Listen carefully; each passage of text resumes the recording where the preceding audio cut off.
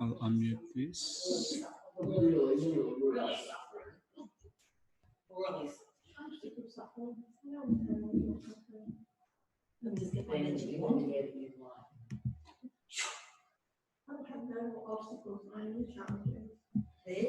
All right. What else do we need to do? Just a second. I'll need to start this.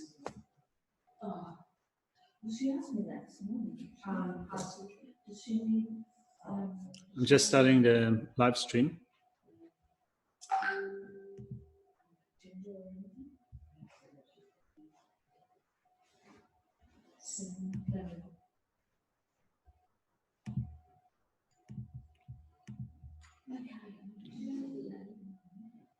All right, we are ready to rock and roll. I'll just put the prayers on the screen.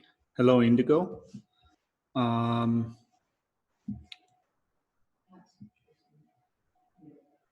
So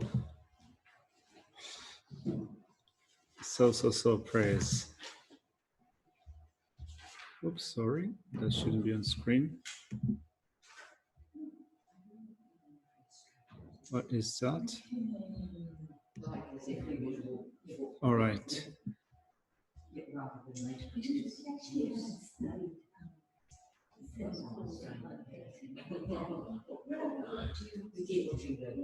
All right. What's that? Sorry.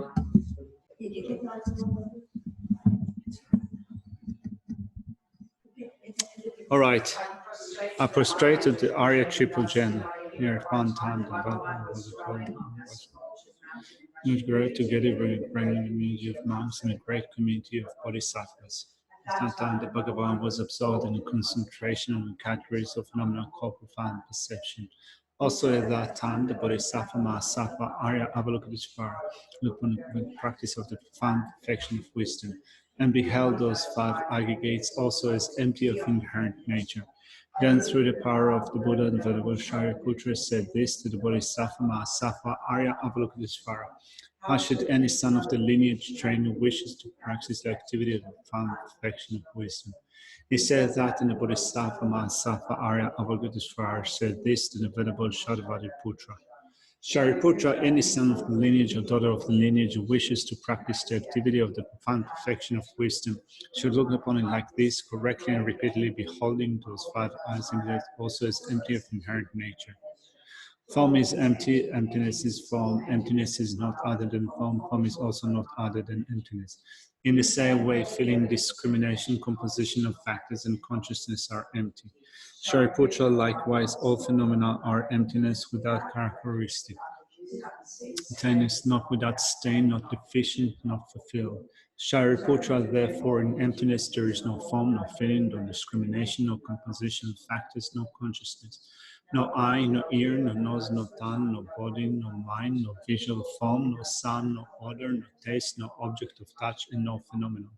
There is no I element, and so on up to including no mind element and no mental consciousness element. There is no ignorance, no extension of ignorance, and so on up to including no aging and death, and no extension of aging and death. Similarly, there is no suffering, origination, cessation, and path. There is no exalted wisdom, no attainment, and also no unearth. Shariputra, therefore, because there is no attainment, bodhisattvas rely on and dwell in the perfection of wisdom, the mind without obscuration and without fear. Having completely passed beyond earth, they reach the end point of nirvana. All Buddhas dwell in 3 times, also manifestly completely awakened in the unsurpassable, perfect, complete enlightenment, in reliance on the perfection of wisdom. Therefore, the mantra of the perfection of wisdom, the mantra of great knowledge, the unsurpassed mantra, the mantra equal to the unequal, the mantra that thoroughly pacifies all suffering should be known as the truth, and it is not false.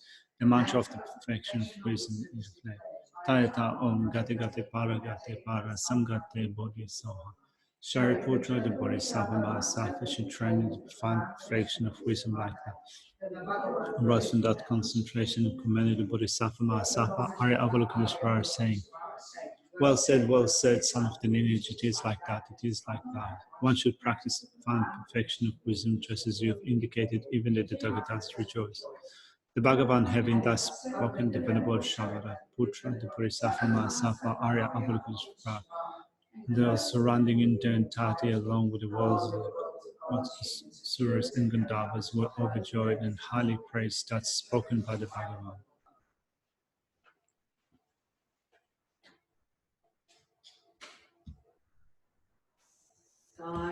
Chodatsoki Cholam La Chanchu Badu Dani Kyapsuchi Dagi Chushe Gibe Tsanangi Tola Penji Sangye Rupashi Chodatsoki Cholam La Chanchu Badu Dani Kyapsuchi Dagi Chushe Gibe Tsanangi Tola Penji Sangye Rupashi Chodatsoki Cholam La Chanchu Badu Dani Kyapsuchi Dagi Chushe Gibe Tsanangi Dola Penchi Sangye Dopa Shu. All right, hello everybody. I hope you had a nice weekend. Well, we had a very busy weekend here. So we have, for those of you at home, we have 4 new ordained nuns that have joined the ranks this weekend, and it's actually quite exciting to think that people are interested in ethical discipline. I mean, it's particularly, I think, rare in this day and age to be interested in ethical discipline or trying to at least to maintain something, and also to be fully committed to that is pretty amazing. It's really rare. So thank you. So what I thought of doing today is to start with asking if you have any questions. So, for those of the ordained people that are still with us here or at home, listening to those teachings. So you have people saying congratulations. One of them is with us here. Congrats. I've sent some review questions during the weekend. So I thought that if you guys have any questions arising from the review questions, then we can discuss them. Also, I wanted to say that I've received so far something like 18 or 19 exams, which I've marked, and I sent all of them, whatever I marked last night. I think that I still have 1 or 2 awaiting, so you'll probably hear from me today if you haven't heard from me so far. So thank you very much for making the effort. I hope that it was good effort for you. I hope that in some sense it helps to narrow down the important points out of the different points that we discussed in Geshe's classes and in my QTs. Thank you for the effort. So I think that Matt Casey has sent a question, so I'll put it on the screen.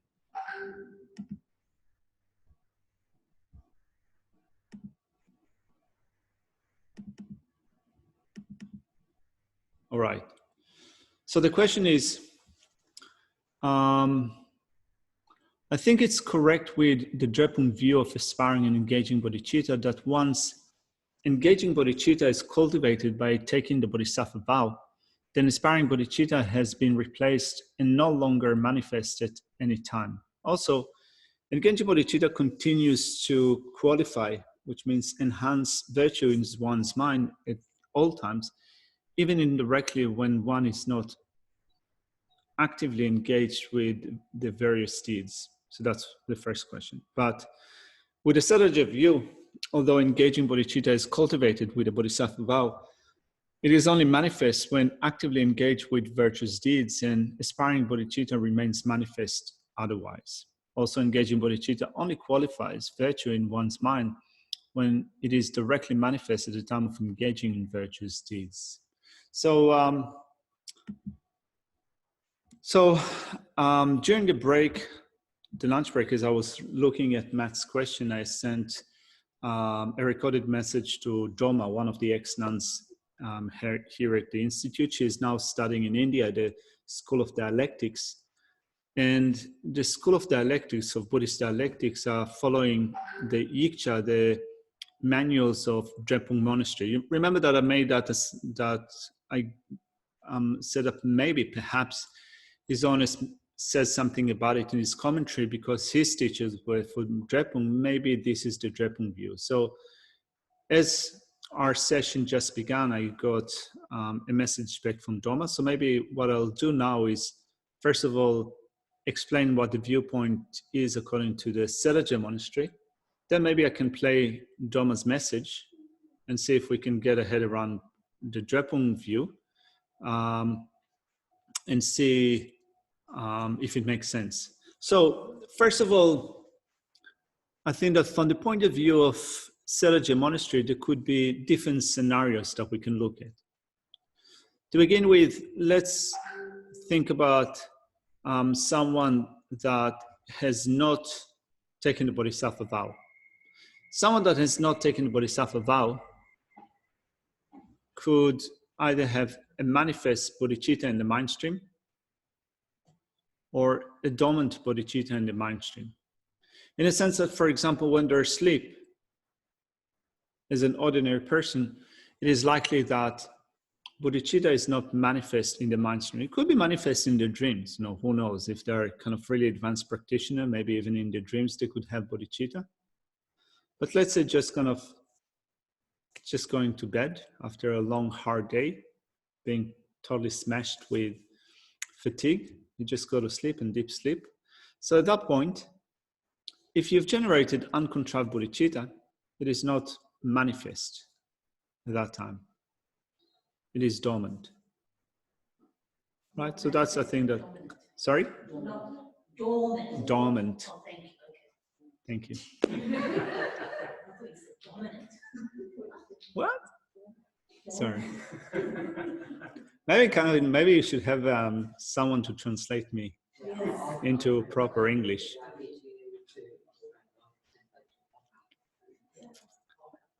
Okay. Yeah. To the Nambu train English. All right. Then the second option is they haven't got the vow. Bodhicitta is manifest in the mind stream. In both of those cases, it's aspiring bodhicitta. If it's manifest, if it's not non-manifest, both of those cases, aspiring bodhicitta, because one hasn't got the vow.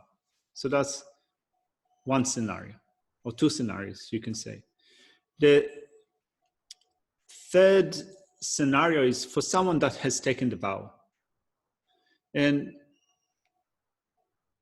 there could be different scenarios also for someone that has taken the vow. For example, when they're asleep.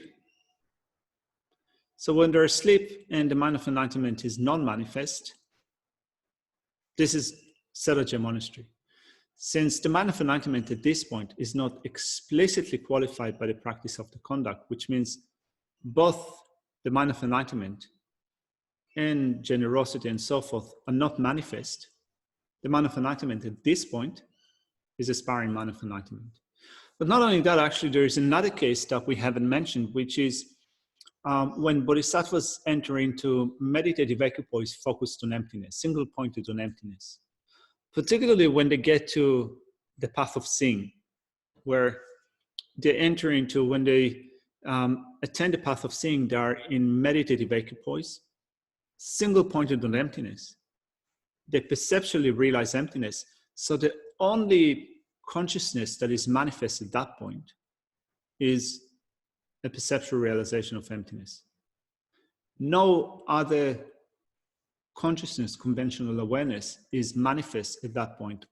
Only in Arya's exalted knowledge of meditative equipoise. So it's interesting because at that point, they have ultimate bodhicitta, right? So they're Arya Bodhisattva. They've reached the path of seeing. They have a perceptual realization of emptiness. It is manifest in the mind stream.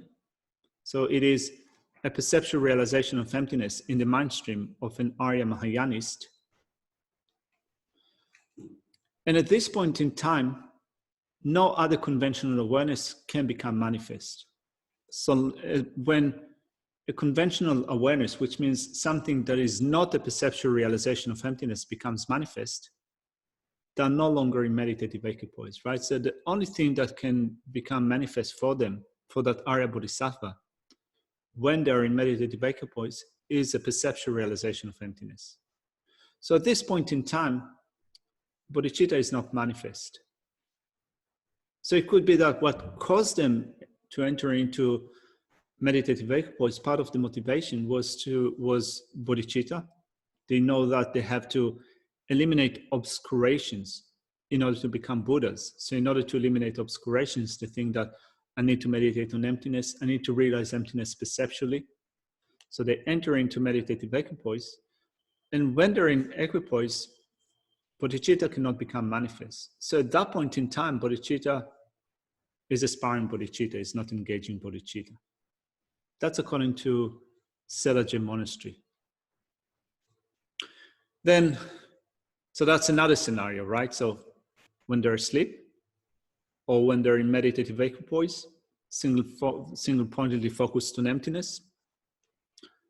Now, another scenario is when they have both bodhicitta and, let's say, patience. Both of them are manifest, right? So when both of them are manifest, at this point in time, bodhicitta becomes engaging bodhicitta. Now, another scenario is when someone asks them to give, let's say, the bodhisattva, but they don't have a manifest bodhicitta at that time. They don't think that I shall do that for the sake of attaining the state of enlightenment in order to liberate sentient beings from suffering. They just give without bodhicitta becoming manifest. So it's generosity. At that point in time, since bodhicitta is not manifest because they haven't generated the thought, for the sake of all sentient beings, I will attain the state of enlightenment. For that end, I am now giving. At this point in time, when bodhicitta is not manifest, even if you give, since it is not, bodhicitta is not explicitly qualified by the practice of the conducts because bodhicitta is non-manifest, you could say,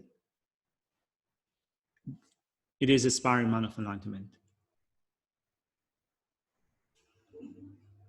It's like a spaghetti, isn't it? Yeah. So we're talking here Bodhisattva with the vows as well. Yeah. And taking the vow. Yeah, Bodhisattva that has taken the vow. Okay. Yeah, Bodhisattva that has taken the vow. The Bodhisattva is giving, but it's not. But the mind of enlightenment could be not manifest at that point in time. Like for example, sometimes, when at Bodh Gaya, for example, and there's so many beggars at Bodh Gaya, and you happen to be walking along the road, and someone just hassles you, with giving money. Sometimes you give the money just wanting them to go away. I mean, it happened to me, and I guess it happened to many other people. So you don't think at that point in time, I'm giving so that I will become enlightened for the sake of all sentient beings in order to liberate them from suffering. So you have bodhicitta in you. Let's say that I do have bodhicitta in my mind stream, but it's not manifest at this point in time. So it's aspiring bodhicitta. So this is someone who has uncontrolled bodhicitta. Yeah. I mean, it's weird, you said that this is for someone that has an uncontrolled bodhicitta. For someone that has an uncontrolled bodhicitta, it is likely that something like that is less likely to happen. I mean, someone that has uncontrolled bodhicitta will probably not give money to someone just wishing that they would go away. But I think that maybe there are still scenarios where the mind of enlightenment is not necessarily strongly present.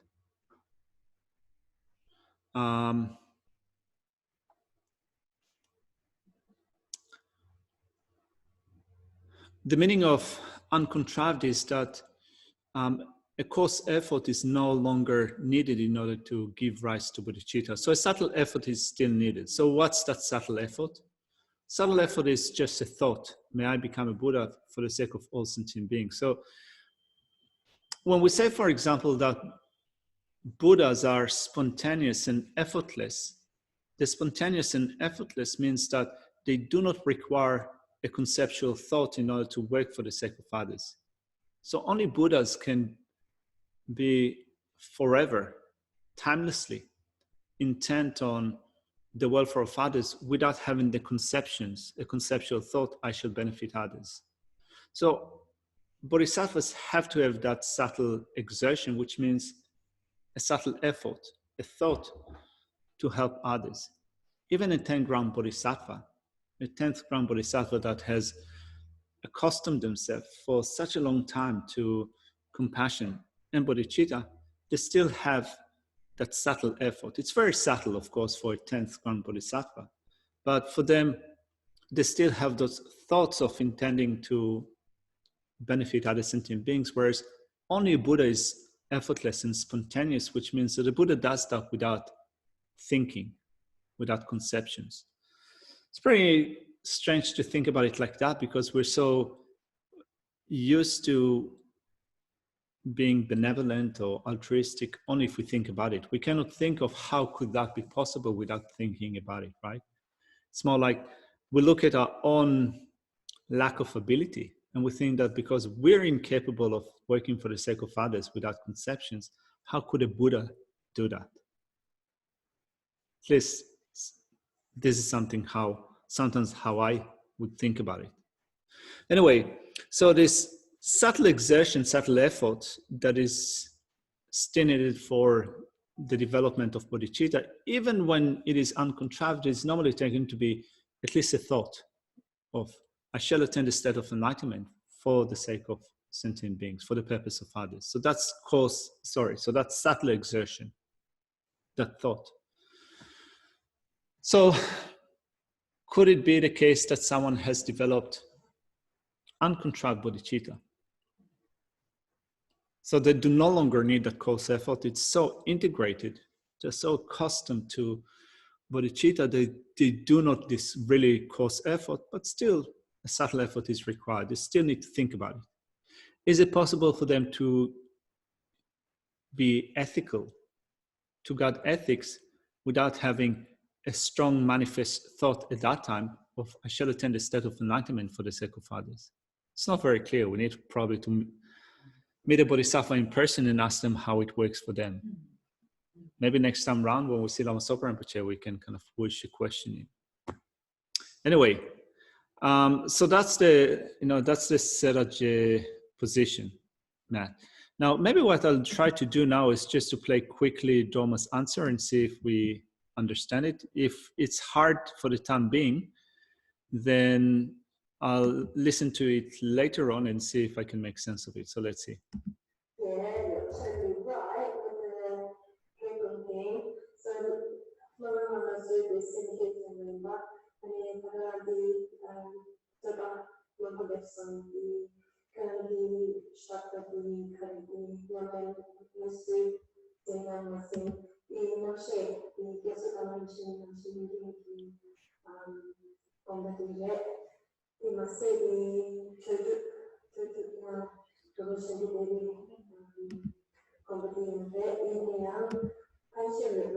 All right, sorry. It seems like it doesn't really work. I don't hear Dharma clearly, but the text is here in front of me. So let's see.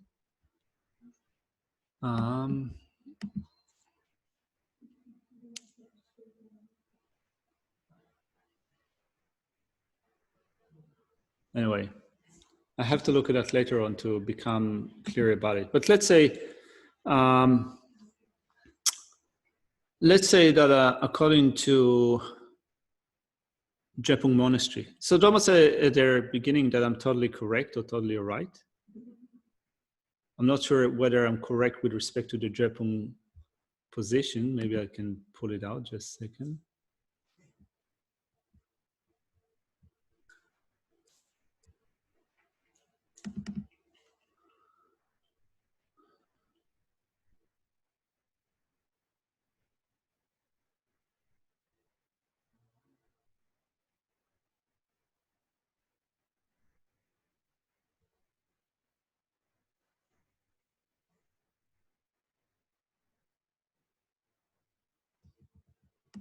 Anyway, Matt, I have to look at the text that Dharma asked me later on just to make sense of them. But let's say that if it's Drepung's position, let's say that we make the assumption that the Drepung's position is that once you've taken the vow, the mind of enlightenment in your mind stream becomes the engaging mind of enlightenment. It means that it seems that the implication is that whether it is manifest or whether it is non-manifest, it seems that maybe the implication is that both of those cases would be an engaging mind of enlightenment, which is interesting, because when we look at what we've covered last Thursday in looking at the benefits of the engaging mind of enlightenment, it says that the benefit of the engaging mind of enlightenment is when you're asleep or when you're unconscientious, there will still be a flow of merit that you will accrue. So even when you're asleep, if you have the engaging mind of enlightenment, you will still accumulate merit, which means that for me, it seems as if even if the engaging mind of enlightenment is non-manifest, you will still be accumulating merit. It seems that maybe this is their position. It was interesting what Geshe-la said, that by taking refuge, the refuge to a high to prove the Dhamma highest assembly from the virtuous merit that I collect by practicing giving any other perfections I will by saying that, and the 3, 4 immeasurables, that can qualify for an engaging mind of bodhicitta, whether you've got the Bodhisattva vows or not. Well, yeah, you can.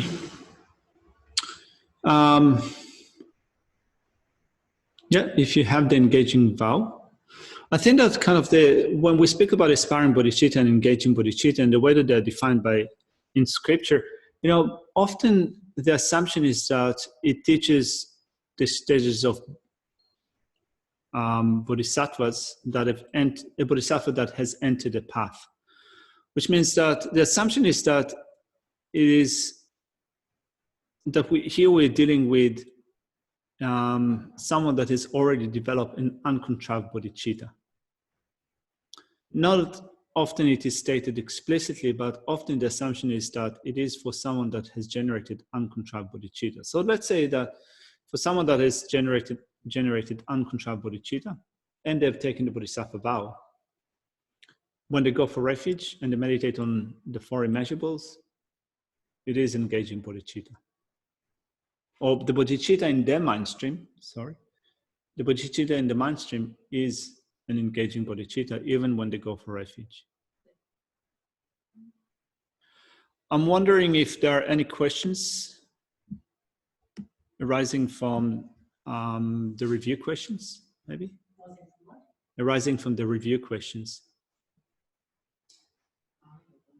But actually, I just wanted to clarify. I think I just wanted to work out what the actual question. All right. Hang on. Maybe I think I might have already got that from something else.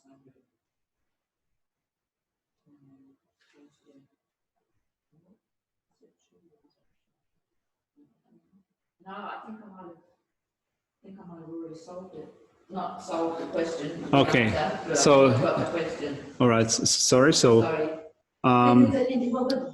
With the 2 aspirations, yeah. question 2, engaged and aspiring, yeah. and they observe bodhicitta. Is it as simple as that? Is that what you're asking? So I'll put. They observe bodhicitta. No. All right. No. So I'll put it on the screen. Let's see. I'll put it on the screen and we'll work it out. Sappho applied 2020 review questions. All right. So, what are the 2 aspirations? What are the names and what do they observe? That's question 2. All right. So I think that what are the 2 aspirations? What the names are? They are the causal aspiration and the accompanying aspiration. Those are the 2 aspirations.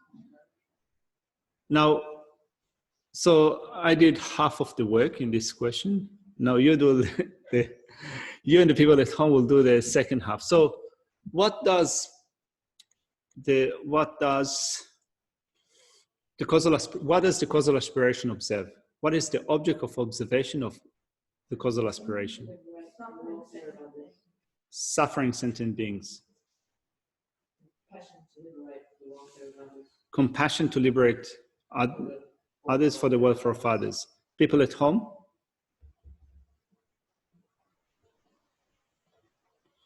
So I will agree with Tube 10. So it observes suffering sentient beings, and the aspect is the aspect of compassion, with wishing them to liberate them from suffering, right? So it observes something, a certain object, it has a certain aspect, kind of, may they be free from suffering. How wonderful it would be if they would be free from suffering. So the observation is suffering. Yeah, suffering sentient beings. So the causal aspiration observes suffering sentient beings. And the aspect is the compassion. Now, Donna is saying, the cause of aspiration is the great compassion, wish for sentient beings to be free from suffering. It realizes only Buddha has this ability. So the cause of aspiration, actually aspiration itself is great compassion. You know, so the aspiration, you could say that the causal aspiration is great compassion. It is the wish for sentient beings to be free from suffering. And then, Donna, when you say that it realizes only Buddhas have this ability, that is the wholehearted, that is an outcome of the wholehearted resolve, right? So you first of all develop the first degree of the first level of compassion. You think, may sentient beings be free from suffering. And then it becomes so strong, you've thought about it you've meditated on it for such a long time that you think, this is my burden to take. This is my responsibility to free them from suffering. But then only Buddhas have this ability. So you could say that it is, I wouldn't say that it is necessarily what compassion realizes. Compassion here is to wish for sentient beings to be free from suffering. But when you're motivated by that compassion to the point in which you think that I shall do that, but wait a minute, no, hold on, do I have the ability to do that? It's like an outcome of compassion. Only a Buddha can do that. That's an outcome, I think, of your contemplation of compassion. I'm not sure that you would say that this is in itself great compassion. So that's the causal aspiration. Now, what's the accompanying aspiration? What's the observed object of the causal aspiration? Probably got that round the wrong way, because I've got seeks enlightenment for the welfare of others. Yeah. Sorry, what's the focal object of the accompanying aspiration? So you said great enlightenment? Seeks enlightenment for the welfare of others. So that's probably Yeah. seeks enlightenment for the welfare of others. Seeks enlightenment for the welfare of others. Probably got that. That's probably the aspect, isn't it? Actually, you're combining both the aspect and the object of observation. So you've mentioned them. So let's pull out the object of observation. So what does it observe? The welfare of others. Well, before that, or seeks enlightenment. Enlightenment. It observes enlightenment. Is the observation. Yeah. So the accompanying aspiration focuses on enlightenment. This is what it aspires to, right? Aspiration it's a seeking, striving for. What it strives at is enlightenment. And then the aspect is wishing for enlightenment. May I attain that? It focuses enlightenment and it wants to attain that. It strives at enlightenment. What verses are these are we referring to? I think 16 and 17, let's see.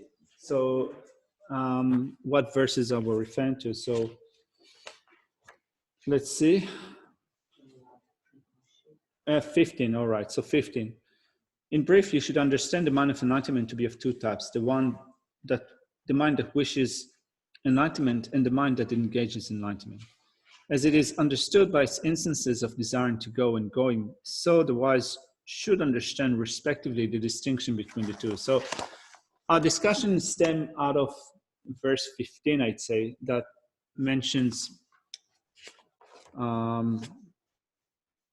So the causal and resultant. No, the causal aspiration and then the accompanying aspiration. So the mind of enlightenment, we say that it is the mind that has the two aspirations.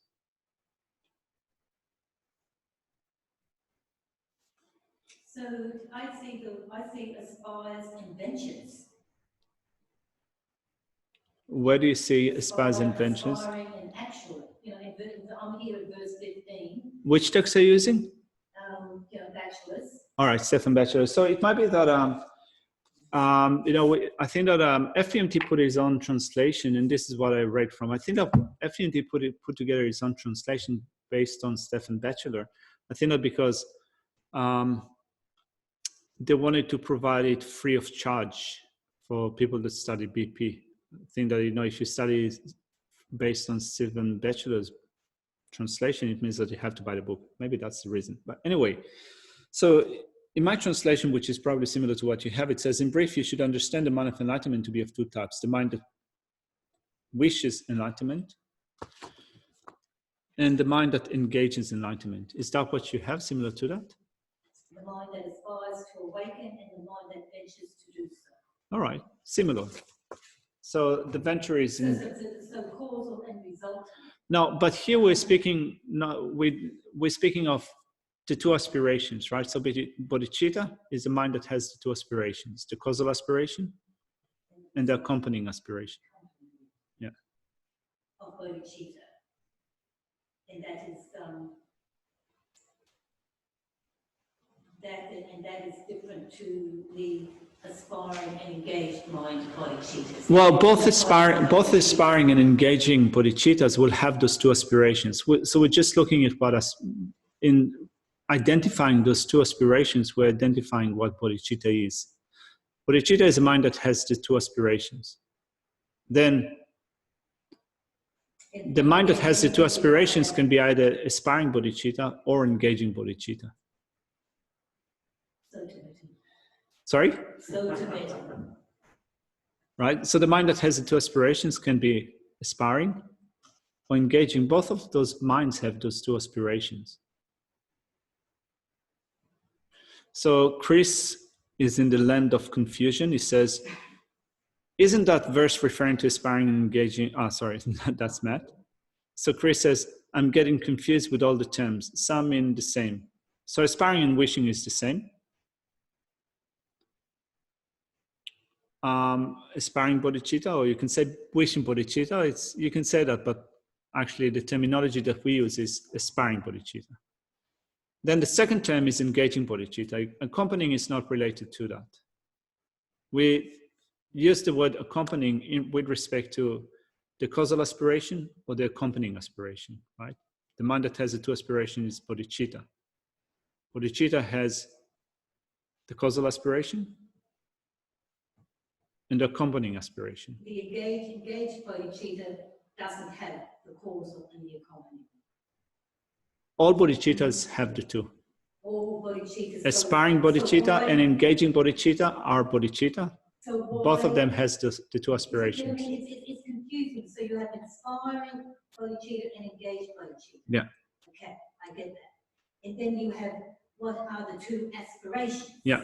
So how is that separate to the way we use aspiring bodhicitta? How is that the two aspirations different from when we say aspiring bodhicitta? Like, you know, we're using the same word, aspiring aspiration, just two different ones are not, you know, I don't know the grammatical term. So aspiring bodhicitta and engaging bodhicitta, both of them are bodhicittas, both of them have the two aspirations. As simple as that. Both of them have the two aspirations. Why are we making that point? Because we want to know how to cultivate bodhicitta. No, first of all, to cultivate. I still can't quite get the point of it all. Well, and the accompanying. One causes it, the other accompanies it. One of them is the aspiration seeking to, wishing for sentient beings to be free from suffering. So it indicates to you in your practice that you need to develop that aspiration for sentient beings to be free from suffering. And then the one that accompanies the main mind, which is bodhicitta, that aspires, that seeks complete enlightenment for complete enlightenment. You want certain complete enlightenment. So you also need to develop that aspiration. And so how is that different to the definition of bodhicitta? That's the definition of bodhicitta, the mind that has the two aspirations. Okay. I mean, but when you look at, yeah, but when you look at more extensive definitions, then you have the definition coming from Jetsumpa's text. You have the definition coming from Geta Dhammarinchen text, and this is the commentary that we're using, that gives us something that is more simple to work with. You know, so it doesn't just say the mind that has the two aspirations, it spells out what those aspirations are. It says that it seeks complete enlightenment for the welfare of others. Thank you for your patience with No worries. All right, so Matt was also saying, isn't that verse referring to aspiring and engaging, oops, I've lost it, bodhicitta, not the causal and accompanying aspiration. You're correct, Matt. Verse 15 is speaking of aspiring and engaging bodhicitta. All right. Is the accompanying the same as engaging, but not the same time? Not. So again, Chris, I think that maybe Chris now, maybe I unconfused you in saying that the mind that has the two aspirations, the accompanying and the causal, is the mind of enlightenment. When the mind of enlightenment is classified, it can be classified as aspiring or engaging. Both of them have the two aspirations. All right. That was a giggle all around, not specific. Thank you. Totally confused. Is that Chris? Totally confused. So Chris, maybe you can listen to the recordings later on slowly and work it out. Then aspiring bodhicitta and engaging bodhicitta are divisions of bodhicitta. That's correct. The causal aspiration and the aspiration in the moment are the two types of aspiration. That relates to both aspiring and engaging bodhicitta. I'm not sure what the aspiring in the moment, aspiration in the moment is, but aspiration in the moment means accompanying aspiration. Thank you for the new term, Jampa. Living in the moment. I'm happy to say, understanding this is a work in progress. All right, may you make a quick progress today. So you need to aspire to relieve all sentient beings of the suffering, and we therefore need to aspire to become Buddhas in order to achieve that. Yes, Graham, I do not understand. Listen to the teachings again. But Chris also read through the transcripts. No, listen to those teachings again, read through the transcripts. I think that I've said it a few times today, and I don't think that saying it again will work. So just kind of maybe listen to it slowly, write it down. Maybe it will help. Somebody's saying, oh, you mean that when you make the transition from aspiring bodhicitta to engaging bodhicitta, you go again through the process of causal and accompanying steps? Not necessarily. So you have, well, it depends on which school of thought you follow. If you follow the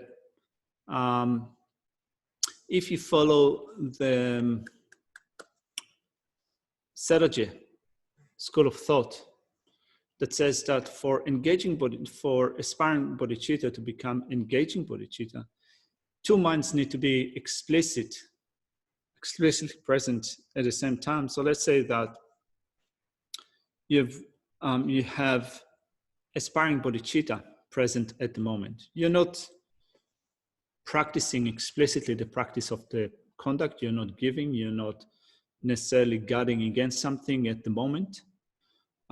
You're not practicing patience. You're just meditating for the time being on bodhicitta. It's manifest in your mind stream. Then if while you do that, then an intention to give arises in your mind stream, and this is the nature of the perfection of generosity, then at that point, your aspiring mind of enlightenment becomes an engaging mind of enlightenment, or we call it the engaging mind of enlightenment. So it doesn't have to transform.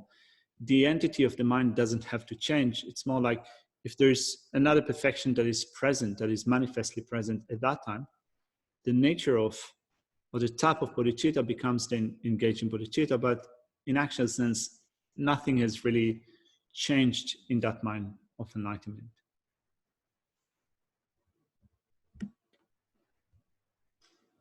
So is the accompanying one aspiration the one that seeks enlightenment? Yes, it is.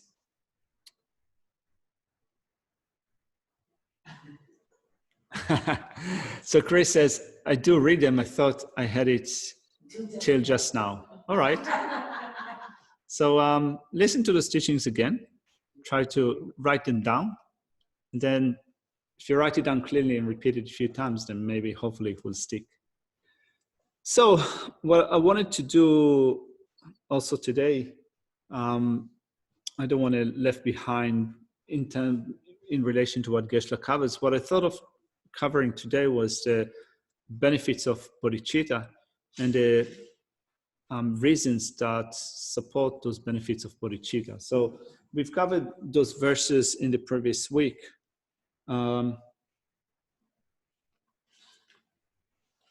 From verse 17 onwards.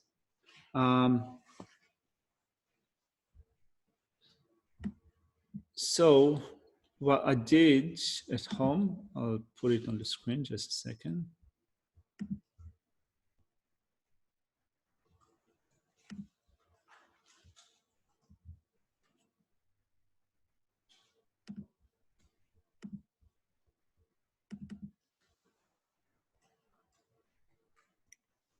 All right, so the aspiring mind of enlightenment and engaging mind of enlightenment are differentiated according to the benefits.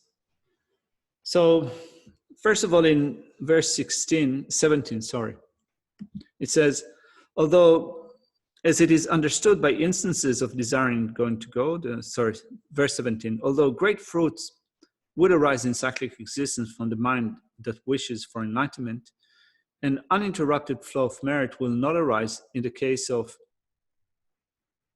as in the case of the engaging mind. So first of all, the two are differentiated here in terms of their benefit. So what is the benefit of the aspiring mind of enlightenment?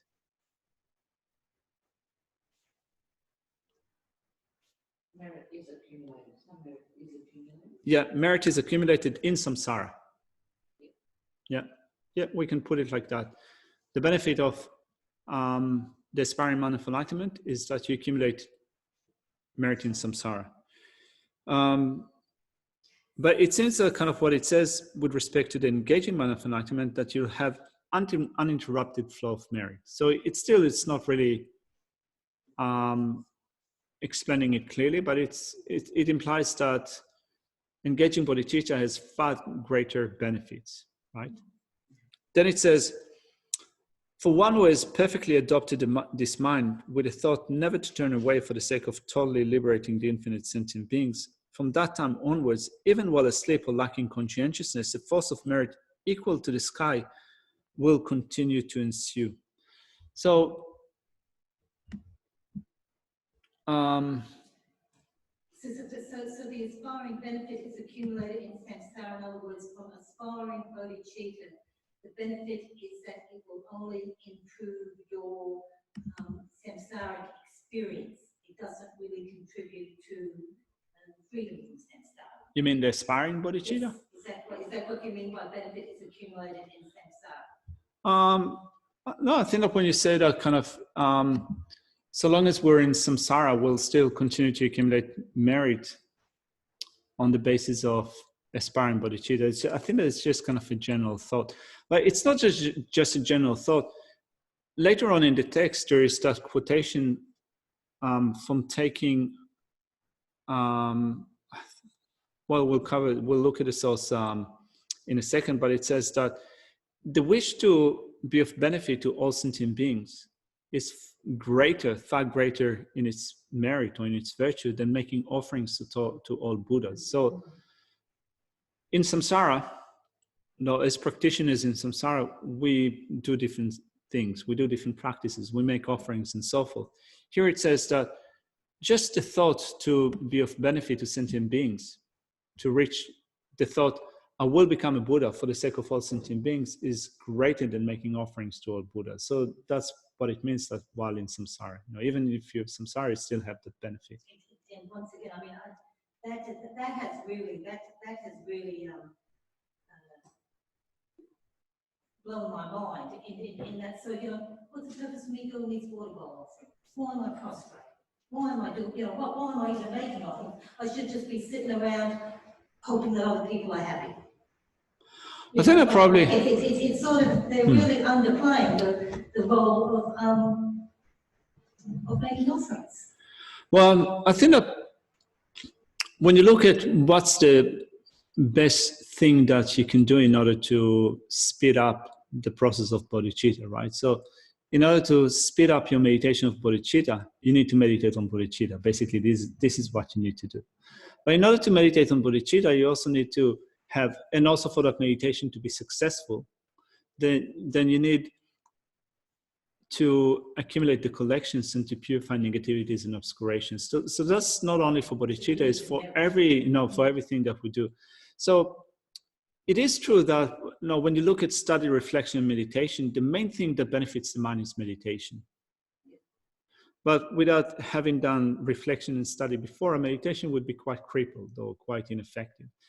And also the same thing can also be said with respect to trying to meditate on something without having merit or even accumulated or even purified negativities and obscurations before that. I think that probably even maybe more, I think a clear example for that would be calm abiding, right? So you hear so much discussion about the benefits of shamatha and calm abiding. And, and sometimes it's really inspiring, particularly if you listen to how, what you call his name? Alan Wallace talks about shamatha. It sounds like really amazing, really inspiring. But then when you look at Lama Tsongkhapa's text, it says that in order to meditate on shamatha, you need the 5 or 6 prerequisites, which without those prerequisites, it's likely that you're not going to be able to cultivate it easily or not swiftly, or you're going to progress really, in a minute steps.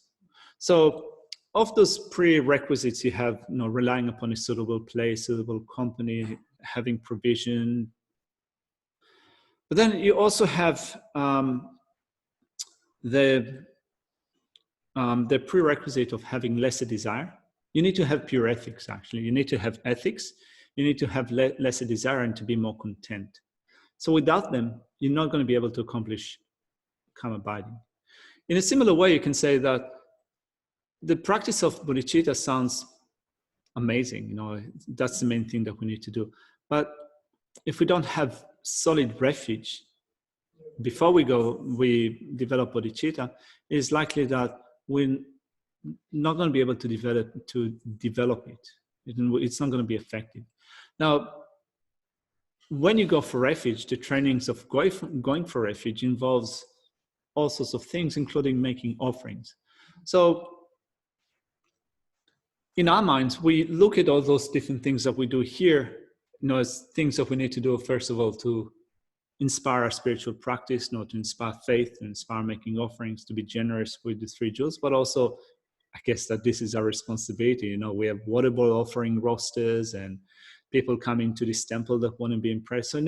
So we do all those different things, but they should be as things that supplement the main practice, without which there wouldn't be enough merit to actually do the practice. And the same thing also applies to purifying negativities and obscurations. If we don't chuck up the garbage, or at least some garbage out of our mind, there wouldn't be any space for the development of bodhicitta.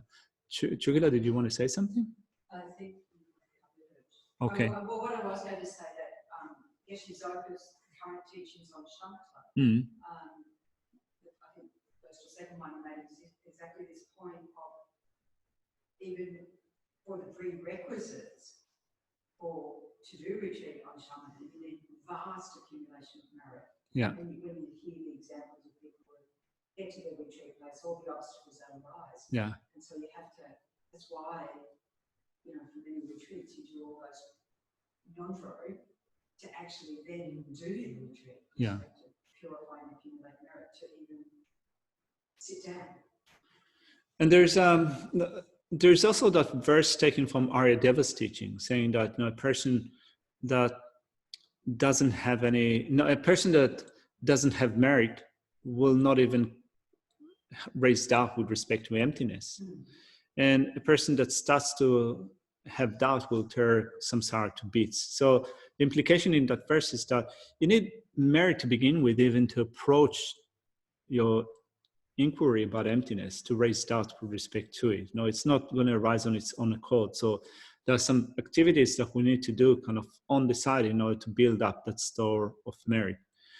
And also, another thing that maybe I thought of linking into that, although it is not directly related to that, is that we spoke about those of sharp faculties and those of lesser faculties.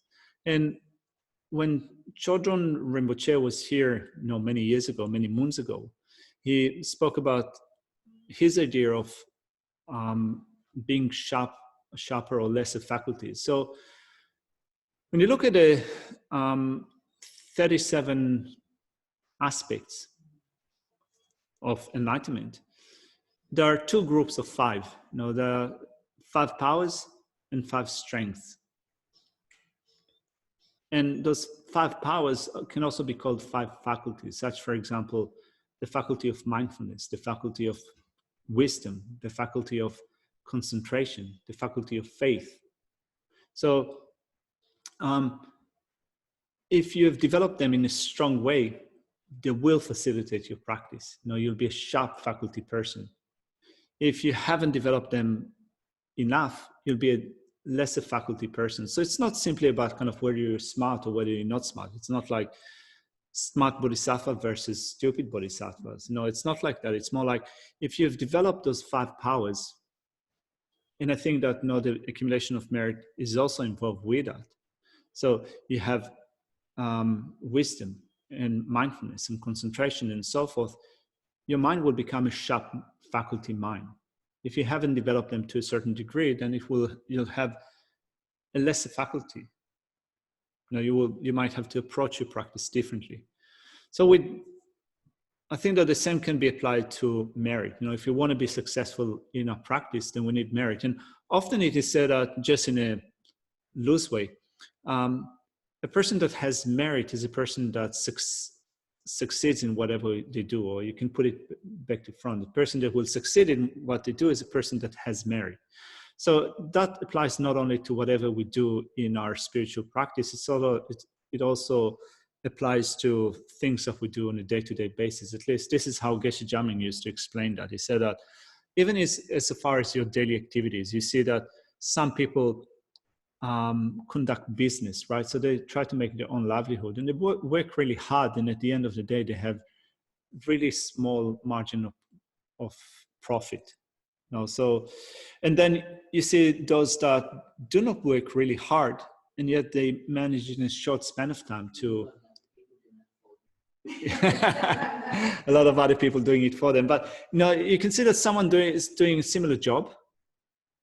In a short span of time, they manage to accumulate a lot of profit. You know, so Geshe Jamming said that from a Buddhist perspective, at least this is the way that you look at it from a Buddhist perspective. If you have merit, you will succeed in what you do. If you don't have merit, even if you try hard, less success will come through. So we've looked at, I wanted to go back to verse 17. So explaining the difference in the benefits of wishing or aspiring and engaging mind. So first of all, we said that the benefit of the wishing mind is that even in samsara, you will have great benefit. And then you have the benefits of the engaging mind that says in verses 18 and 19 that even while asleep or being reckless or being unconscientious, manifold merits of uninterrupted power equaling space strongly arise. Since we're out of time and we haven't looked at, maybe tomorrow we will look at the reasons for that, but one thing that I wanted you to think about is, what is the meaning of accumulating merit through bodhicitta, even when you're unconscientious or when you're reckless? So Geshe-la mentioned in it last week that even if you're intoxicated, in that sense, being unconscientious, you still have the merits of bodhicitta. Does it sound to you to be a bit contradictory, a bit uncomfortable? How do you find this position? I mean, isn't being unconscientious, doesn't it imply that you're being non-virtuous? Not necessarily. Think about it over a glass of wine after this. You have to contemplate it on a glass of wine. All right. Well, do it at least with a bodhicitta motivation. Yeah, so think about how is it possible to be unconscientious and still have the benefits of engaging bodhicitta. I mean, the text says that you will still get the benefit, but think about whether it poses a problem or not. If you do that, it's like your vow will save you and you indulge in samsara. Well, thumbs up. Anyway, so Robert is saying, no, if it is for the benefit of others, then we even offer our bodies. All right, so that's not related. So, yeah. Anyway.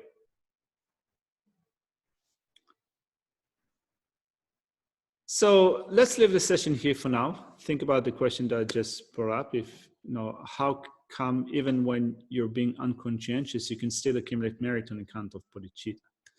So with that, I'll put the prayer on the screen. That's not a prayer, sorry.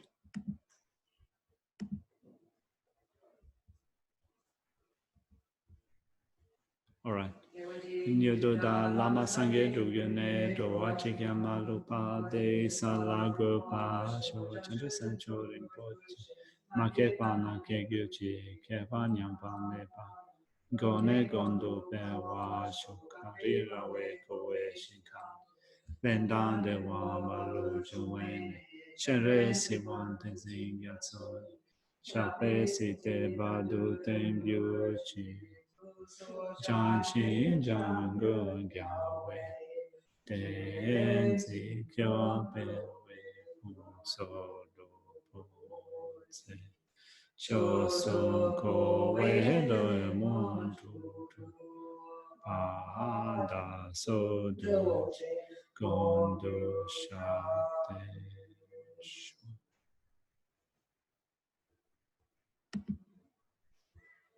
Thank you, everyone. Thank you. Thanks, Thank you. Thank you. Thank you. Thank you, Captain. Thanks, Thank you. Cartoon.